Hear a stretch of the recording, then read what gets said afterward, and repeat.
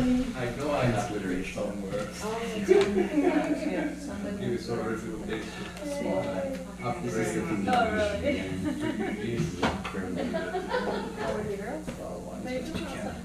We're going to do actually studying. She's going to talk. We're going to listen. That's studying good. It's her duty. This is the schedule.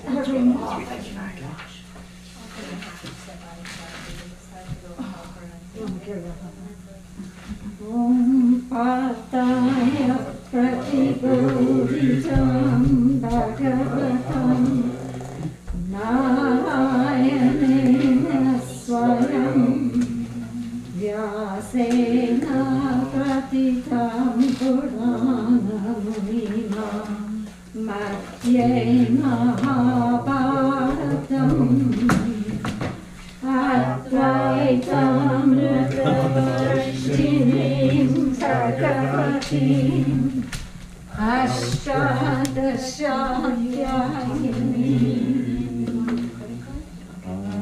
Tattvamanusandadani Bhagavad-gite Bhavad-vaishinim Namostute Vyasa Vishala Buddhe Pullaravindaya Tapatra Nedra Yena Tvaya Bharata Taila Purnaha Prajvalito Jnanamaya Pradipaha Prapanna Parijataya Totraika Parnaye Jnanamudraya Krishnaya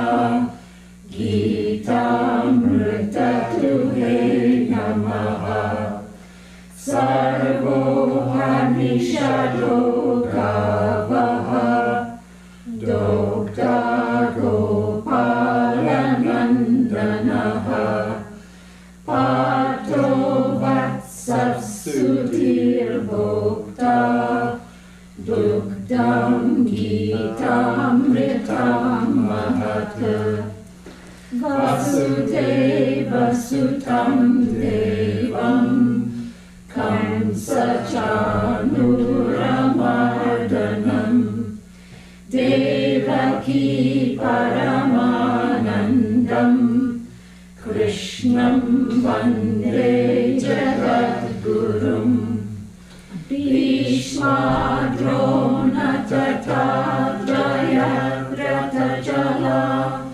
Gandharani Lotpala Shauryagrahavati Kripena Vahani Karnena Velakula Ashvatthama Vikarna Ghora Makara Duryodhana Vardini Sotirna Kalupandavairananadi Kaivartaka Keshava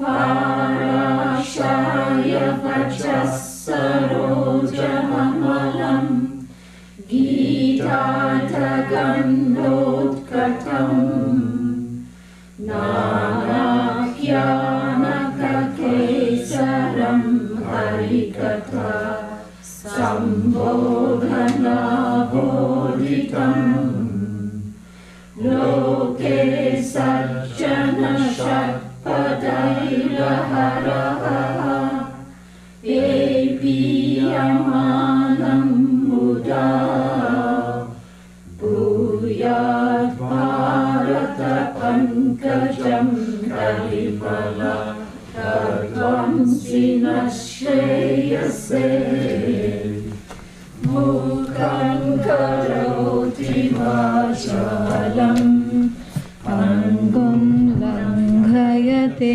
Girim Yat kripatamaham vande Paramananda Madhavam Yam Brahma Varunendra Rudra Sunvanti Divyaistavai Vedai Sangapada Kramopanishadaihi Gayanti Yam Samagaha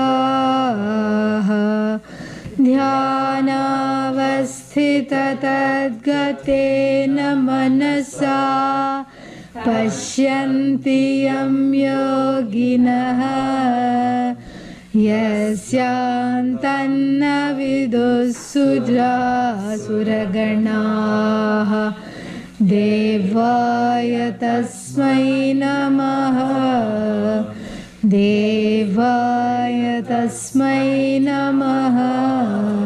Please sit. Vishnu has come with Shenshin. Let's see. Come. Sleeping? Ah. Very nice. Making some gurgling sounds. Yeah. He walks with me online. Oh, that's wonderful. I'm honored.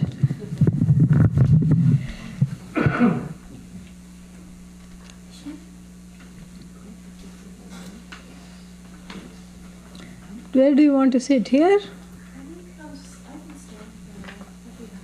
He'll be happier if you stand? Okay. I can sit back here if he might need to eat. Okay. You're comfortable, no? That's all we want.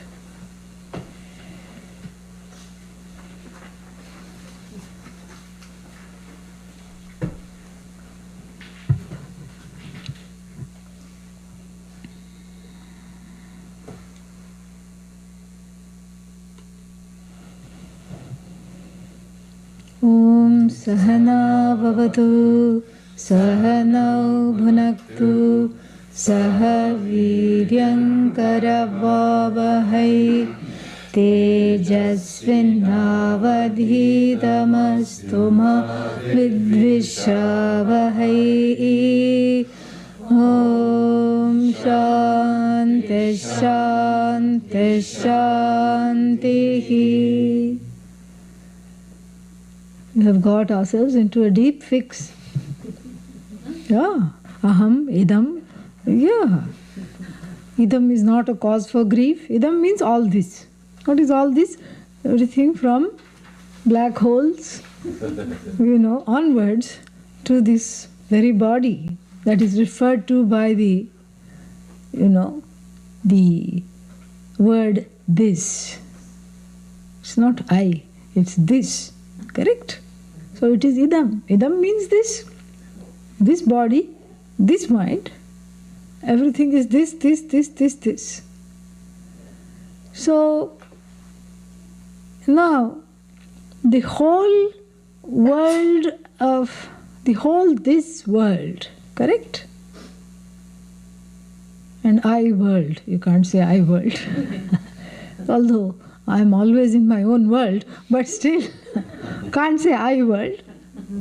So this whole thing that I refer to as the world of this, meaning the world of objects, correct? And this is, the I is the subject. How many subjects? One. How many objects? Yeah, don't say one, okay? Yeah. This is where we have to improvise a little more.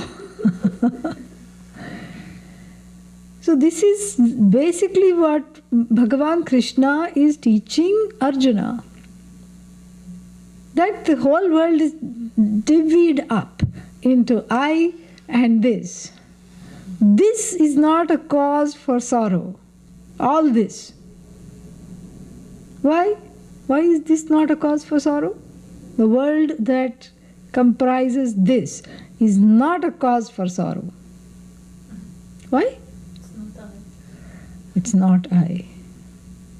It does not impact the I. It is separate from the I. It doesn't touch me. So therefore, it's not a cause for sorrow. And I is not a cause for sorrow either, because that's not its nature. The nature of the I is not a cause for sorrow. The other reason why the this is not a cause for sorrow is because it has a certain characteristic. It is finite, it comes to an end quickly, and it is called, one more Sanskrit phrase, you please get ready, drishta nashta svabhava. Yeah, as soon as you see it, it self-destructs. Yeah. Certain things, as you're looking at them, they wilt. Yeah, and I'm not talking of salads. That's fashionable to have a wilted salad. But this is not very fashionable. Everything just keeps wilting, wilting, wilting right under your eyes. Right in front of you. And if you want proof of this, look into the mirror. That's all. Look into the mirror. Every day there'll be a new surprise,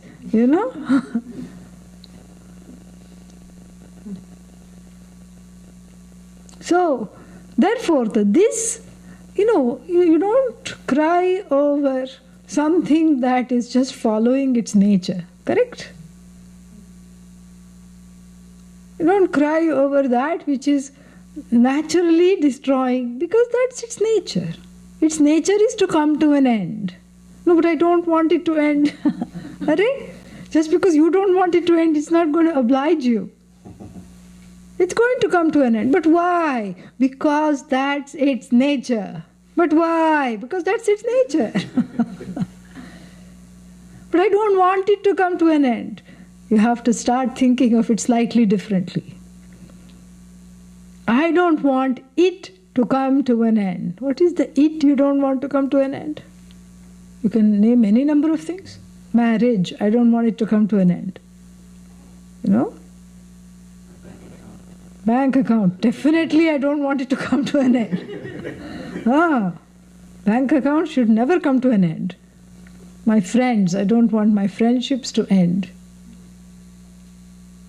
I don't want anything to end. But why? It gives me some happiness. It seems to add something to this I. This is the problem. That this operates upon this I and seems to add something to this I. This, which is the world of finite objects and finite events. They just seem fine, but actually they are finite. Yes. They all come to an end before you can pronounce their name. They are self-destructing. It's that bad, really. And if the I depends on all this for its happiness or for its fulfillment or its living off of the this vicariously, thinking that as long as it's attached to this or the that, then it will not come to an end, meaning the I will not come to an end. It's making a big mistake. What is the it here? The jiva. This individual is making a big mistake of a endless dalliance with the world of objects at the cost of knowing the subjects itself as infinite. If you have many finite objects, it doesn't make them infinite. If you hoard a lot of finite objects, finite plus finite plus finite, triply finite. Yeah. Finite plus finite, doubly finite. Already finite. So this is the thing. So it's very clear that the I here, when it is not understood with the glasses of the Upanishad, with the vision of the Upanishad, as free of grief, sorrow, and any kind of ending, it comes to some wrong conclusions about itself. First problem, it doesn't know itself. I doesn't know I, right? The self doesn't know itself. Second problem, therefore it mistakes it to be something other than what it is. Third problem, therefore it lives and tries to revel endlessly in the realm of the finite. Can you do that? Can you revel endlessly in the realm of the finite? No, not possible. This is the cause of grief. And I told you grief is a byproduct, a toxic byproduct of alienation. Alienation means, oh, this whole world of this, nothing belongs to me. I'm not included in this. I'm far away from this. I feel excluded. I'm all alone. I'm lonely. I feel dissociated. I feel disconnected. And that's what causes what? Grief. This is what it is. So the grief is a byproduct of this alienation. So don't get confused, please. Why are we discussing grief when the topic is alienation? It's all one and the same. After some emotional upheavals, all the emotions are really one and the same. It's one big mess. That's all it is. That's all it is. So this is what, the Bhagavad Gita tries to teach. This is what Lord Krishna is subject matter here. He focuses on grief because that is what is felt. It's only after thinking about where this grief comes from, then you think about alienation. That's for the finer palate, Yeah, it's like some of these fancy teas. You just put 1 or 2 strands like saffron and then it just blooms in the water and it looks just like hot water. But that's because you're a Philistine. You think it's a hot water. It's actually some kind of white jasmine tea, white tea, yeah. Only the finest of palates can discern this tea and enjoy this tea. For the rest of us, it's just hot water. So too with alienation, it is something after a little bit of self-enquiry that one even says or thinks or comes to the conclusion that, I'm disconnected from something. I have become unplugged. I am living in my own world. I'm not connected to the whole. I feel dissociated.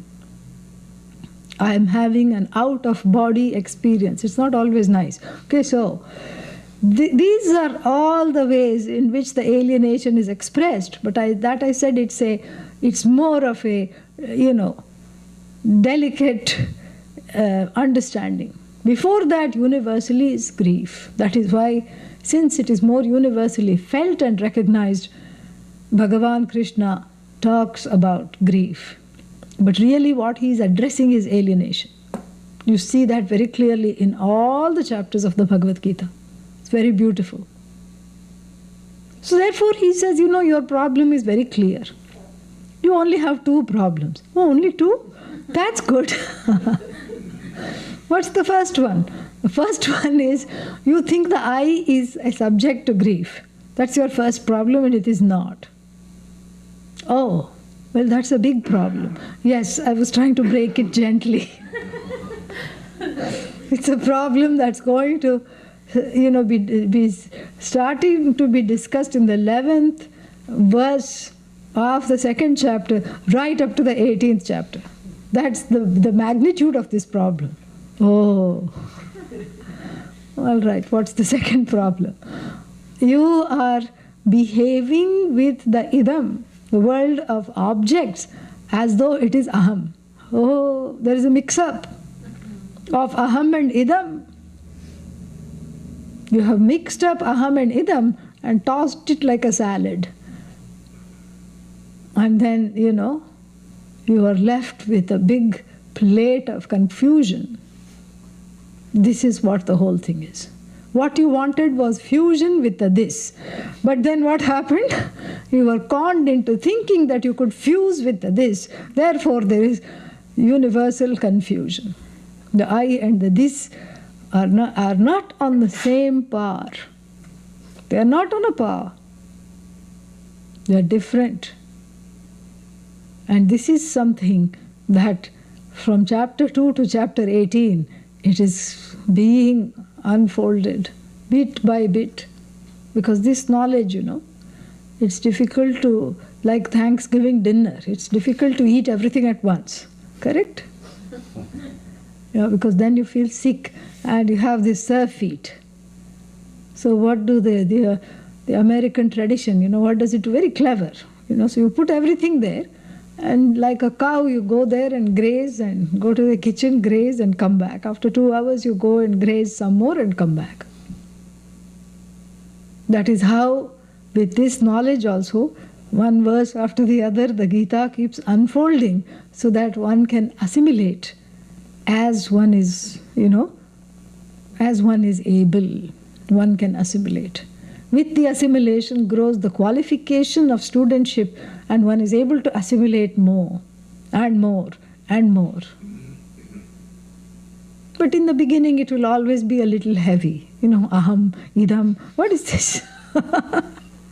And not only that, there is aham separately, there is idam separately, there's a mixed up aham idam, which is, which is why I'm in this state. Correct? And then the unraveling of the aham and the idam, but then the idam resolves into aham, but the aham doesn't resolve. What is this, Too much. This is migraine material. Yeah. You just have to stay with it. It will become agre spashtam bhavati. Means what? Later it will become clear. It will become clear. Just hang in there. Just enjoy the Sanskrit whenever it comes. And if you miss it, we can throw in a few more phrases and selections.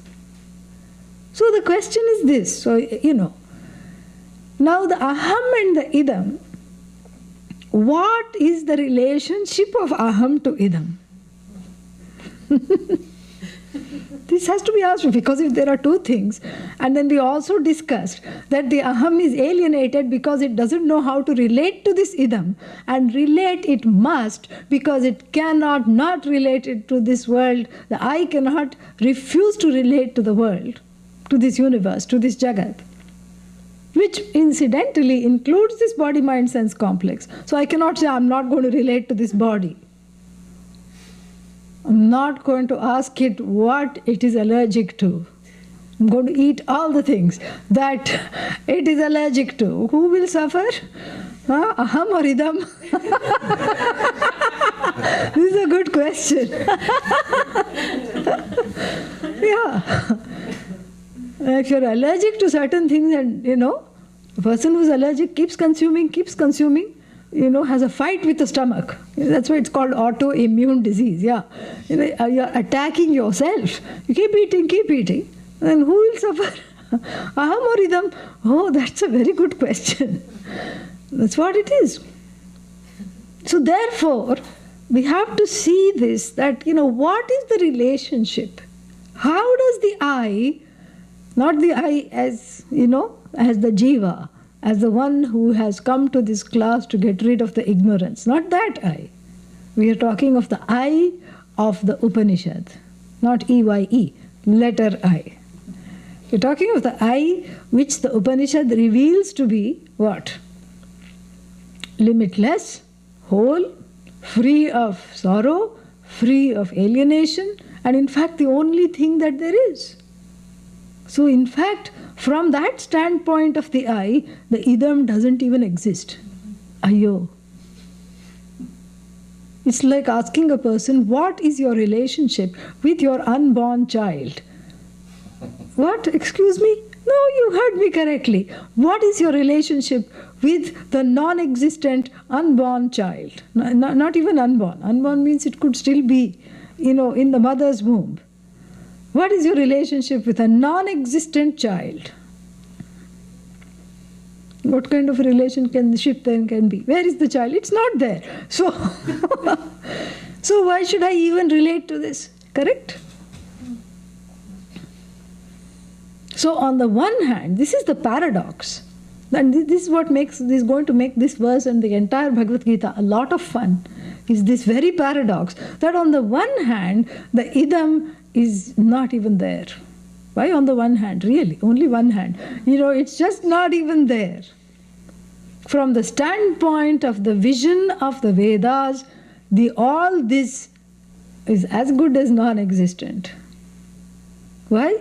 Because you saw the example, gold, ornaments. From the standpoint of the gold, gold doesn't sit and count the ornaments. Gold says, you are all gold. In fact, you are me. In fact, it's all me. Where are the ornaments? Similarly, clay, claims every part as itself, as an extension of itself. So there is no this at all from the standpoint of the gold, from the standpoint of what? The clay. This distinction doesn't exist. Oh, but then I have to pay my bills. Bills, this, idam. I has to pay this bill. Aham has to pay idam bill. So there is an interaction. Aham has to pay rent. Aham has to go buy groceries. Groceries are aham or idam? Idam. So there you go. I have to put idam in the bag and bring it back. I have to use a car to go shopping, and car is aham or idam? Idam. So I have to get into this idam and drive it to the market, park the one idam, and then what? Use the body another idam to get out of the car and walk the rest of the thing to the store. And then I have a bag. This is something in Eugene, you have to always go with a bag. And you go and you buy things.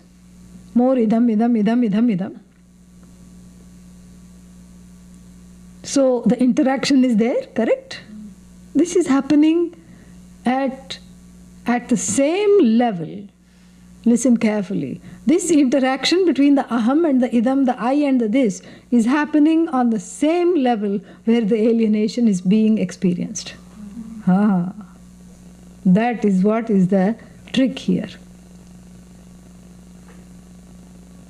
So the alienation, I told you, is an imposter to the I. You cannot even find its location. Where is alienation's real home? Where is he from?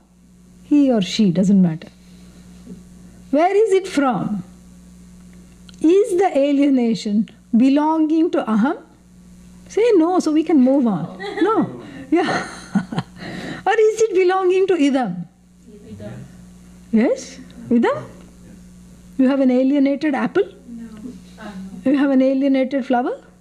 An alienated pot? All this is idam, correct? Huh? Alienated microphone? No. I'm always being the mouthpiece. I'm never included. My thoughts she never, articulates. So where is the alienation? It should be either centered on aham or it should be centered on idam. Where is it? It's centered aham. It's centered on aham? Who thinks? Who thinks? No. Where is it located? I'm not talking of thinking. Where is alienation located? There is no alienation. No? Subjective mind? Yeah, subjective mind later will come. Okay. So it is not, it doesn't have a location. It doesn't have a leg to stand on. It doesn't have a home. You see, that's why it's a stowaway. It's an imposter. You cannot say it comes from idam, because even without idam, you are enough to feel alienated by yourself, even without relating to a single idam. Correct? And idam cannot be alienation. Idam is not alienated. Idam is inert. Correct? And so really speaking, when you look at this, you don't even see the source because it's an imposter. Even from the standpoint of what we call the absolute reality revealed by the Upanishad about the nature of the I is free of sorrow, grief, strife, conflict, alienation. From the standpoint of the everyday reality, the transactional empirical reality known as what? Vyavaharika satta. There also you cannot say the pumpkin is making me feel alienated. Yeah. In fact, the pumpkin pie is helping me to not feel alienated. So how can I say it's making me feel alienated? So you see, there is no leg for it to stand on. So too with all the emotions, it's very, very interesting. The whole way in which it proceeds is very, very interesting. But yet, somehow through this mix-up, this bad marriage of the I and the not I, the I and the this, all these offspring of grief, sorrow, alienation are produced. And therefore, this relationship is very important to define. Objectively, what is this I? What is this thing called the I? And how do I relate to this world known by the, pronoun this? How do I relate? Book. We'll start with the book. Book. Book is idam or aham? Idam. And this is aham or idam? Huh? Aham. Yeah, indweller. Indweller of this is aham. Yeah. So the aham relates to the book, correct? Relating to the book means what kind of a relationship can I have with this book? That's the only relationship. I can't go out with it for a date, correct? I can't say, you be my student, I'll teach you. I can't say, let's go to a movie. No, that's not the relationship. What is the only relationship that is possible between aham and idam is what? The pratipadya pratipadaka sambandha. You don't have to remember this. You're excused. So, a relationship of the revealed and the revealer. Who is the revealer? This? No. Aham. Just checking. So, I am the revealer of this book. Anyone can say that. Even the person who doesn't know how to pronounce Bhagavad Gita can take the book and say, I am the revealer of the book. Not the contents of the book itself. That this exists and this is a book. So what do I mean when I am a revealer of the book? What am I revealing about the book? I don't know anything about the Bhagavad Gita, let us imagine. I don't know anything about the printing and how these pages have come together and then stapled or gummed together, and how the covers are made, how it is cut, how the computer has aligned the pages, how it is printed. Nothing I know. How it is mass produced. So what is it that I am revealing about this?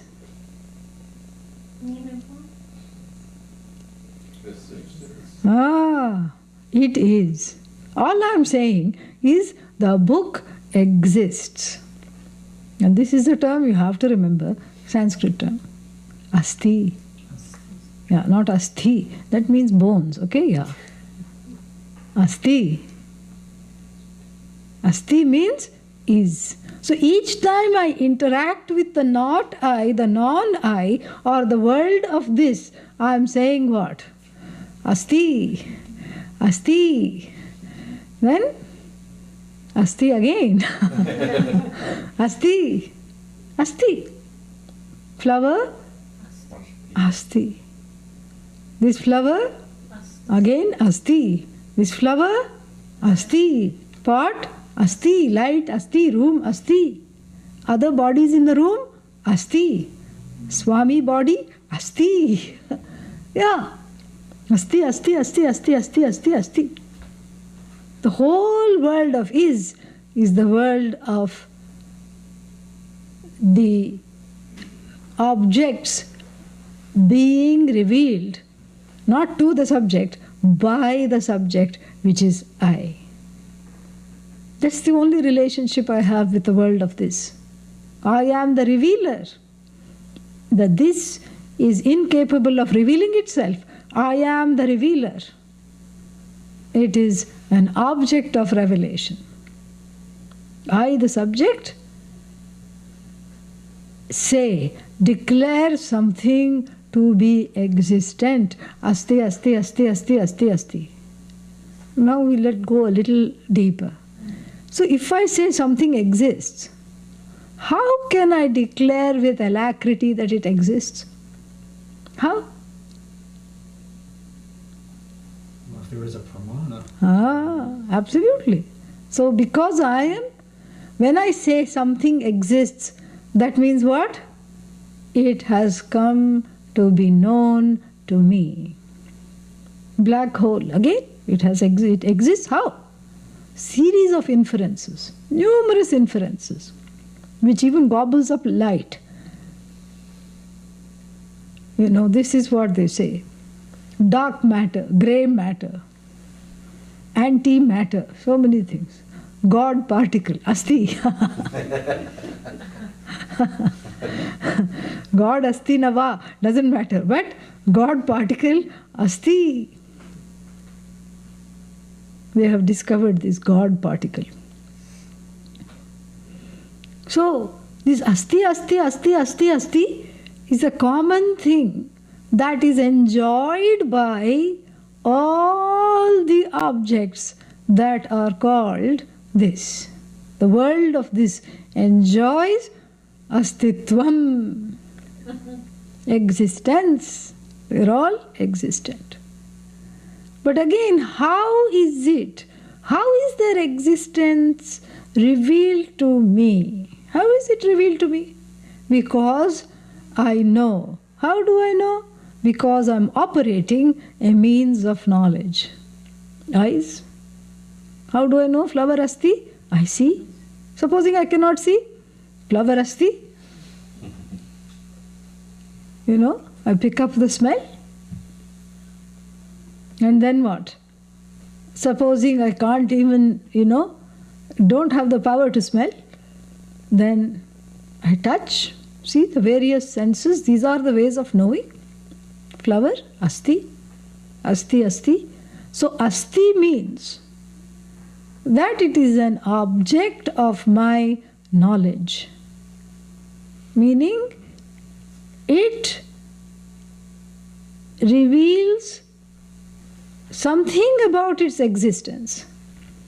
And what does it reveal? It reveals that it is. And how do I know that it is? Because I have the appropriate means of knowledge to pick up the fact that it exists. Either directly through the 5 sense organs or indirectly through things such as inference, etc. There is inference, there is similarity, and there is also what? Nasti. Not there. Is there a flower in my hand? No. Why? Don't say because it's there. I don't see it. It's not, you cannot say I don't see it. I know flower and I know hand. And I don't see it where? In the palm of the hand. So even, this is the funny thing about the world of is that even when the non-existence is cognized, it declares existence. Flower is not. Where? In the palm of the hand. So where is it? On the table? In the vase? Somewhere, but not in here. Absence of flower is. Is never goes. It's an is that never leaves. This is what is fun about the world of this. The world of this is not an ordinary thing. It's an infinitely unfolding is, which is in the form of knowledge that I have the privilege to unearth and come to know. Do you see that there is an unequal relationship between the I and the is? Do you see that? Yes. That they are not on a par? The this is there for me to objectify. I observe, it's a product of my observation. I objectify, I am the subject. and I objectify the this, the world of objects, the worlds of names, forms, everything. All parallel universes, lokas, heaven, everything included is all this. Meaning finite, finite, finite, finite, finite, finite, finite, finite. I alone have the power to objectify them. That is the relationship of the I and the is. Aham and idam. This is what the whole thing is. So the aham and the idam are in a relationship of revealer, aham, revealed, idam. In every revelation there is knowledge. You cannot reveal something without knowledge. Even when you say, I hate to admit it, but I am ignorant. Think about it. Even when you say, I hate to say this, but I'm really ignorant. Of what? Of myself and of everything else. Not ignorant of being ignorant. There is knowledge. How do you know you are ignorant? I know.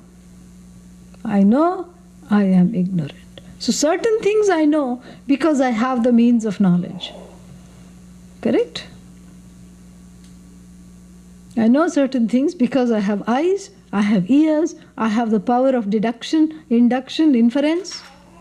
I can compare and say, okay, if that was like that, this must also be like this because it's looking like that. What is that expression? If it quacks like a duck, it must be a duck, upama. Correct? Yeah. And even in the non-existence, that existence shines, that asti shines. Shines means what? It is revealed. In every revelation there is knowledge. So everything that is asti also bhati. Ha. Bha to shine, bha to be revealed, bha. Bhati shines. Book asti. Book bhati. Book is. And what's the big thing to say book is? Book is means book has become evident to me. The existence of the book asti has become evident to me, bhati. So this whole world of is all knowledge that is existent. Existent knowledge. Is. Existent, existent. Even in non-existent there is existence. Even in ignorance, in the cognition of ignorance there is knowledge. This is fantastic. This is so fantastic, it's wonderful.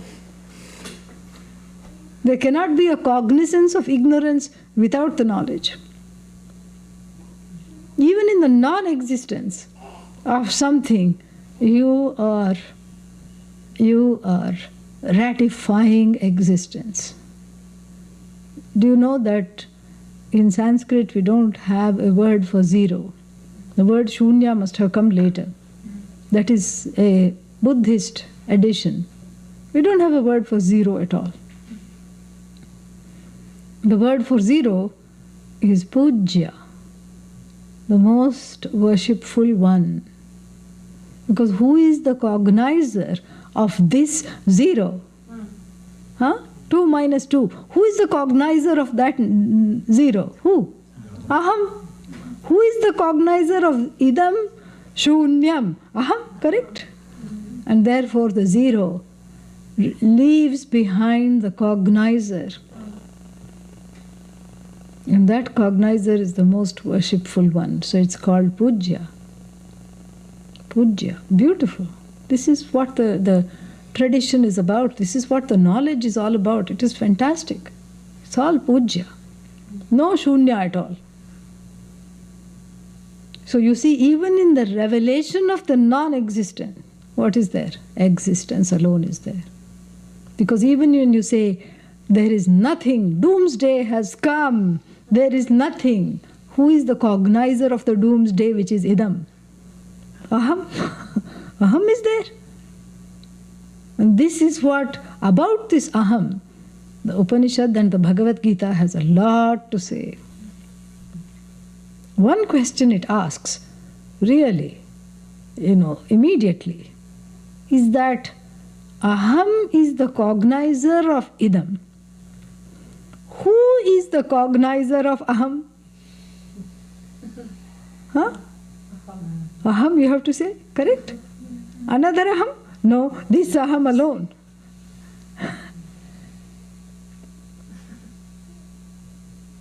But why not we say, just for the sake of argument, that another source is the revealer of aham, or another means of knowledge. Because what means of knowledge do I operate to know I exist? Pratyaksha. Direct perception. Inference. I am married, so I must exist.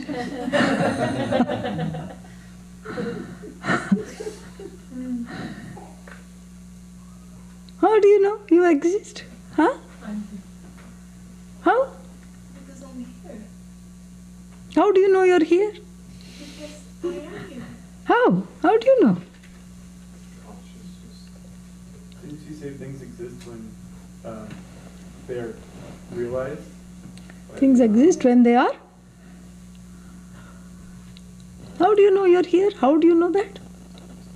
Because What means of knowledge are you operating to establish your existence? Because now we have gone through the whole world of names and forms, as we call them, the world of this. To establish them, we used the I to establish the whole world of this. Who establishes the I? Ah. Who establishes the I? I establish the I. Self-established, not needing establishment. But why not say, for the sake of argument, that there is a special means of knowledge that reveals the I as existing? Then it would be the I. Then it would be what? I, we would become idam.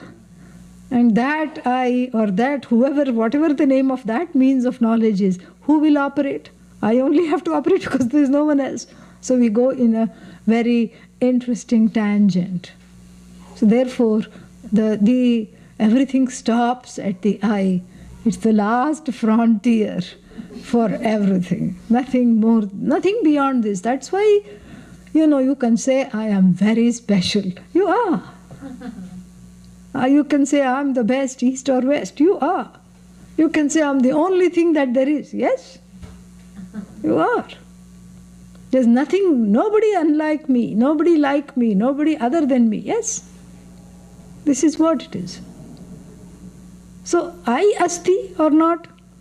yes. Yes, except grammatically we will say, asmi, aham, asmi, idam, asti. Aham asmi. Idam bhati. Aham. Help me out, come on. Bhami. Yeah, it's just children's rhymes. This is not Sanskrit. If asti becomes asmi, bhati becomes? Yeah, simple, come on. So everything asti, asti, asti, asti, asti, because I asti, correct? I asmi. And everything bhati, bhati, bhati, bhati, because I bhami. Yeah. I shine. I reveal myself. There is, nobody I have to consult. That's why I keep asking the question, are you here? Yes. Well, I don't know. Do you exist? Well, I have to ask the significant other. Significant other will say, from now on, consider me other, if you are asking such silly questions. I asti, I bhati, everything asti, everything bhati. And this whole world of name and forms Asti, asti, asti, asti, asti. Bhati, bhati, bhati shines, reveals, I reveal everything. It shines because it is knowable. It is existent and it is knowable. I am also existent and I am knowledge. I am also knowable as I. Correct? I am knowable as I. As that self-revealing entity, I am knowable. Wait. You just contradicted yourself. Where? When did I contradict myself? Well, you said that there is an unequal relationship between I and this. And now you have concluded everything asti, asti, asti, you asti, I asti, this asti, that asti, and then everything bhati, bhati, bhati, you asti, you bhati, this asti, this bhati, I asti, I bhati. Then what's the difference? You have just contradicted yourself. Okay, we are in a soup. Are we? No. Why? Because we have to tune this a little more. Aham asmi, aham bhami, idam asti, idam anubhati. Anu makes, that little prefix called anu makes everything. Anu means in keeping with one shine alone, everything shines after. Like we have in the solar system, we have the sun. The sun is the single source of light for the earth. And then what? We have moon, sun, bhati, moon, anubhati. Anu asti, anvasti, yeah. Sun asti, and the light of the moon also asti, but after the sun, correct? So borrowed light that the moon has, it shines in borrowed light. So too this world of objects, the world of this, shines in borrowed light. And that's why there is mix-up, because we don't know how to differentiate between the real and the unreal. Between the existent, infinite, and that same existent. But what? The name and form which comes to an end, in which the existence supposedly, as though, is enclosed. So that's why there is difficulty telling this apart. Because asti, asti, asti, bhati, bhati, bhati. And that's why there is this confusion. Because I go after everything, thinking it is asti and bhati, but actually it is anubhati. Asti exists. Bhati becomes known. And the question now, the third question is, okay, it exists, it becomes known as what? Huh? As object, yes. But then, why should I know the object? Why should I know this is flower? What is in it for me? Huh? Why should I know? Yeah, but who cares about knowledge? Why should I know this is flower? What does the flower give me? Another hint. Joy. Flower brings out the pleased eye. Oh, the flower makes the eye pleased? That's not what I said. The flower brings out the already pleased eye. And so it is Priyam. Asti bhati. Asti bhati for the sake of what? Priyam.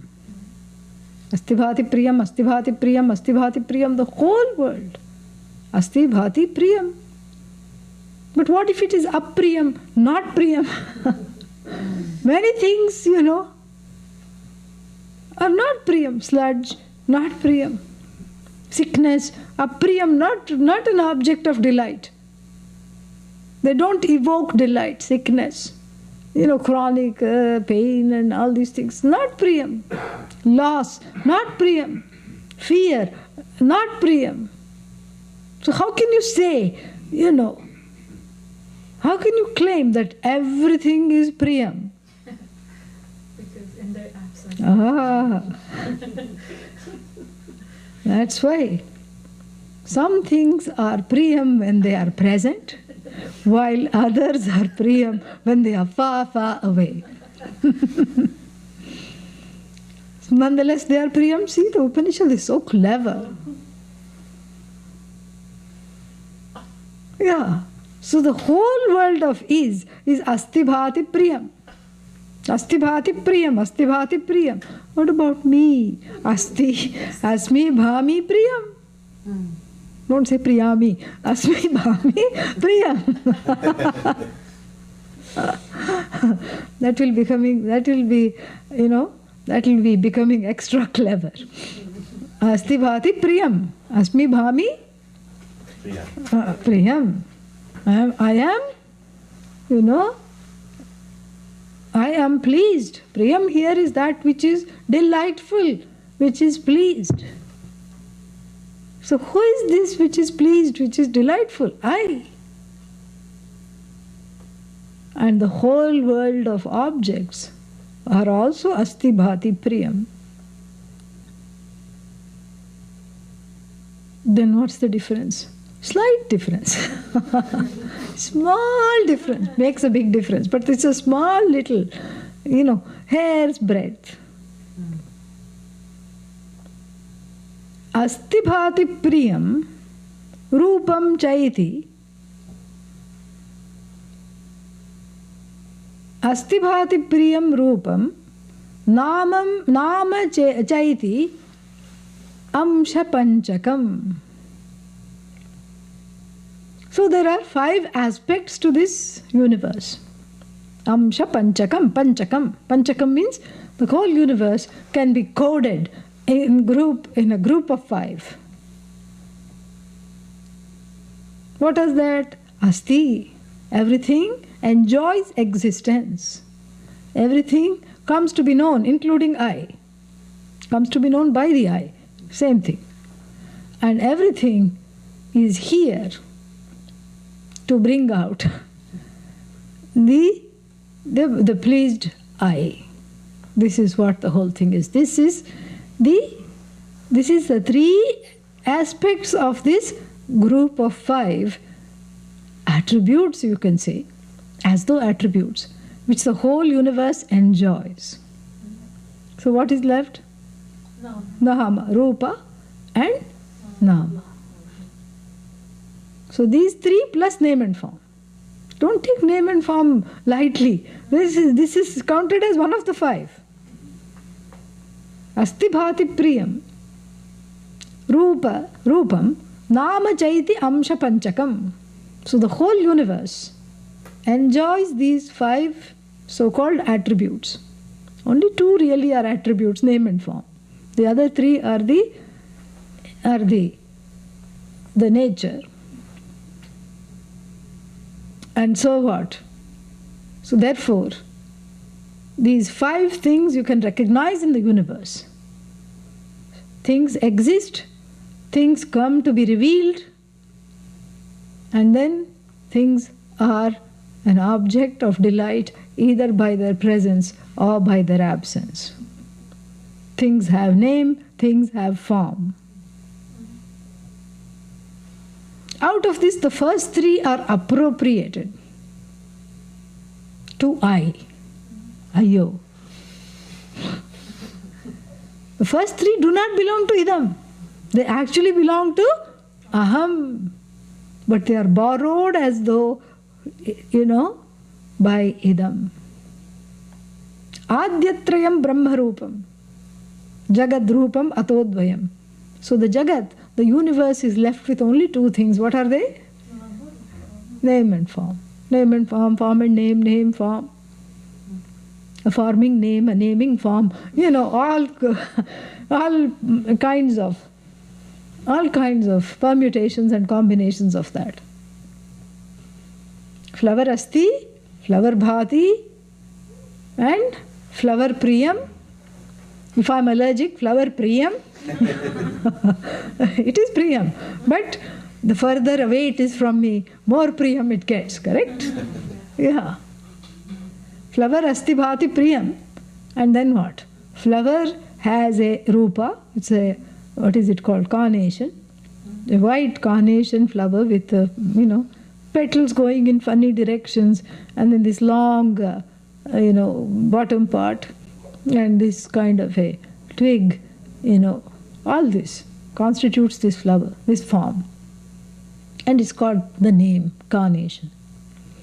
Asti bhati priyam belongs to I. Carnation name and carnation form is all that this flower is left with.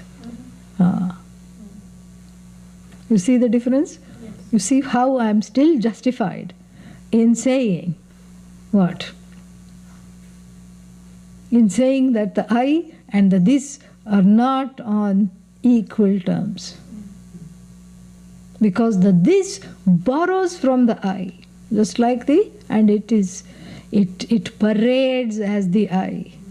When the not I parades as the I, that's when the alienation and all these other surmountable problems come in the life. Much like you have heard that story many times. What? The crow sneaking into the peacock convention. Yeah. Annual peacock convention. The crow said, "Oh, I'd like to go there and see what they're doing. They're having a good time. They're dancing. I also want to go." And then it saw the fine print. Only peacocks allowed. And there was one, hefty looking peacock guarding the gate. It was not going to let this crow in. The crow just looked like it had just woken up. It was not, it had not really done its makeup or anything. And the crow said, "I think I have to fix this." And crows are very clever. It had an idea.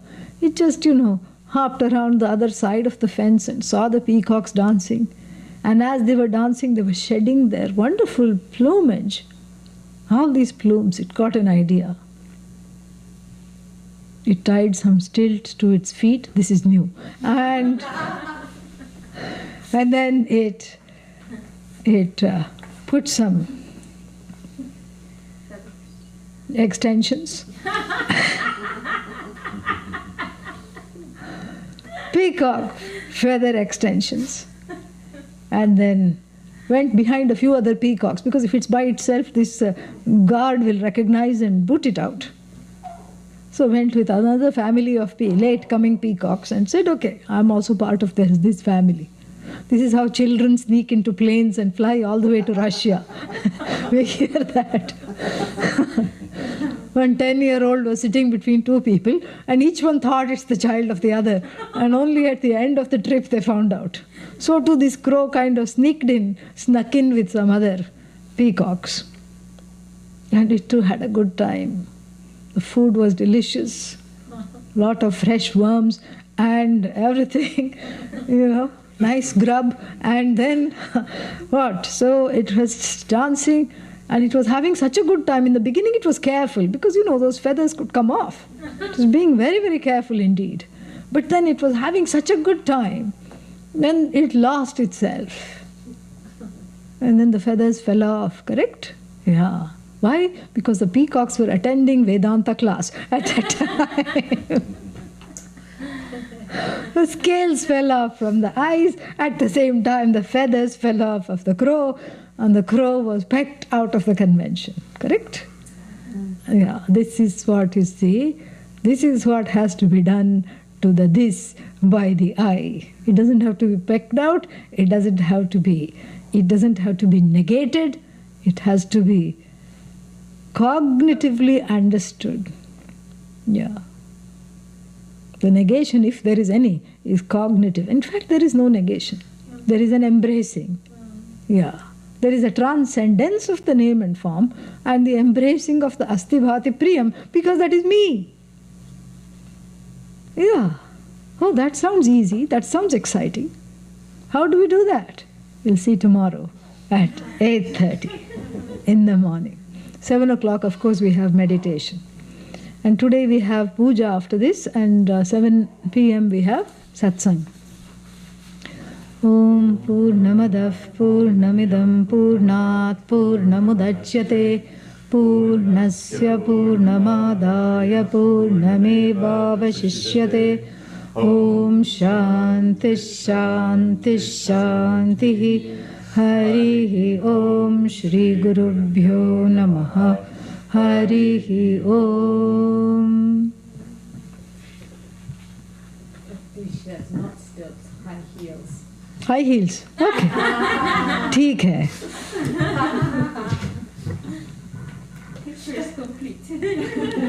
You can picture it, no? Yes. Yeah. Fun.